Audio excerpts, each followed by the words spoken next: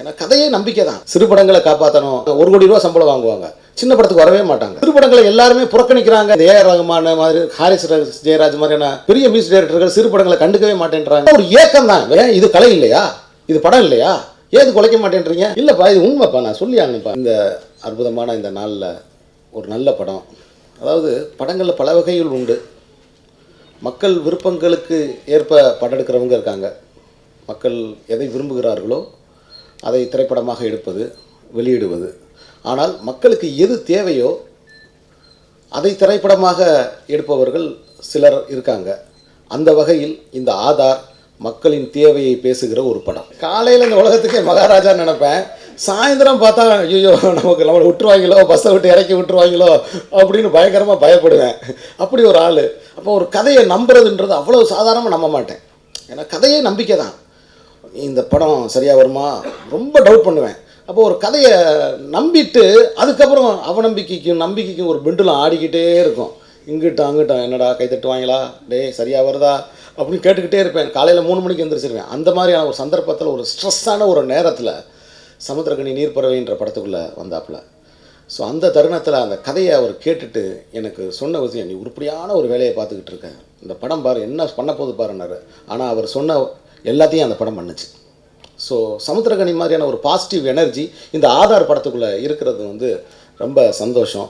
So இந்த ஞாயிற்றுக்கிழமையில் என்னோடய நண்பன் நானும் ராமும் அமெரிக்கன் காலேஜில் 18 வருஷத்துக்கு முன்னாடி அந்த டட்லி ஹாஸ்டல் வாசலில் உட்காந்து பேசிக்கிட்டு இருக்கோம். என்னோடய நண்பர் ராமு, சிவா சார் ப்ரொடியூசரு. சிறு படங்களை காப்பாற்றணும், சிறு படங்கள் தான் மக்களுக்கு தேவை, சிறு படங்கள்ல இருந்தால் பெரிய நட்சத்திரங்கள் உருவாகுறாங்க, சிறு படங்களை எல்லாருமே புறக்கணிக்கிறாங்க அப்படிங்கிற ஆதங்கம் எனக்கு நிறையவே உண்டு.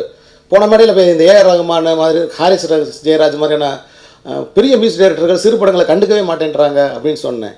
நீங்கள் நல்லா யோசிச்சு பாருங்கள். அதாவது MS விஸ்வநாதன் நாகேஷுக்கும் மியூசிக் பண்ணியிருக்காரு, எம்ஜிஆருக்கும் மியூசிக் பண்ணியிருக்காரு. அவர் தான் மேதை. இசைஞானி இளையராஜா எல்லா படங்களுக்கும் மியூசிக் பண்ணியிருக்காங்க. அப்போ ஒரு பெரிய இசை, இதெல்லாம் ஒரு ஏக்கம் தான், வேறு ஒன்றுமே கிடையாது. இந்த ஏக்கத்தை அவங்க புரிஞ்சுக்கிறணும். வருஷத்துக்கு ஒரு 4 சிறுபடம் 5 சிறுபடங்கள் பண்ணால் நமக்கு எவ்வளோ பெரிய பெருமையாக இருக்குது. அந்த படங்கள் அடையாளப்படுத்தப்படும். என்னடா ரகுமான் மியூசிக்கு இந்த தென்மேற்கு பருவ காற்றுக்கு இருக்குடா, அப்படின்னா இந்த படத்தில் ஏதோ இருக்குடா அப்படின்னா. ஒன்றும் இல்லை, கிழக்கு சீமையிலேன்னு ஒரு படம், அது சின்ன பட்ஜெட் படம் தானே. அதில் ரகுமான் சாரோட பாட்டு எந்த அளவுக்கு போய் ரீச் ஆச்சு பாருங்கள். இன்னும் கிராமங்களில் அந்த பாட்டு ஒழிச்சிக்கிட்டே இருக்குது.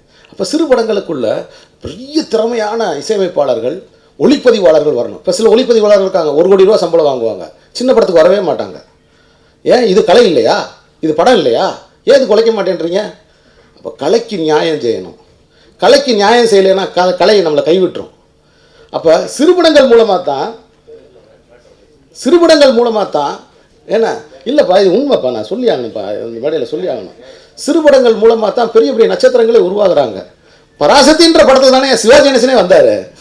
இதுதானே உண்மை. அப்போ இவங்க யாருமே அதை கண்டுக்கிறது கிடையாது. ஏதோ அது பாட்டுக்கு ஒரு 3 நாள் ரிலீஸ் ஆகி 4வது நாள் உருவி வெளியில் எடுத்து போட்டுறீங்க. அதுக்கப்புறம் சிடியில் நம்ம தான் எடுத்துக்கிட்டு போய் கொடுக்க வேண்டியிருக்கு. சார் நான் ஒரு படம் எடுத்திருக்கேன்னு. அப்போ மக்கள் கவனிக்க வைக்கணும் அந்த படங்களை. அதுக்கு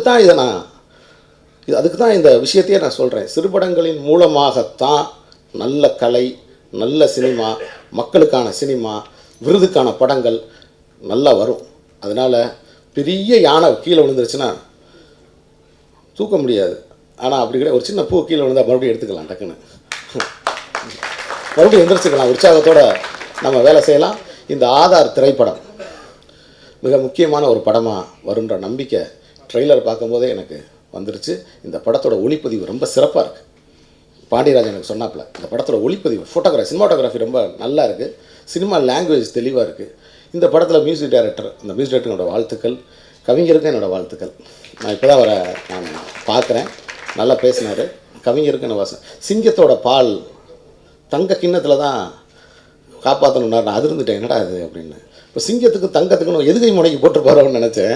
ஆனால் அது உண்மையிலே தான் அறிவியல் உண்மைன்னு சொல்கிறாரு. ஸோ நல்ல அறிவார்ந்த கலைஞர்கள் இந்த படத்தில் ஈடுபட்டிருக்காங்க. அவங்க எல்லாருக்கும் என்னுடைய நன்றியை தெரிவிச்சுக்கிட்டு விடைபெறுகிறேன். வணக்கம்.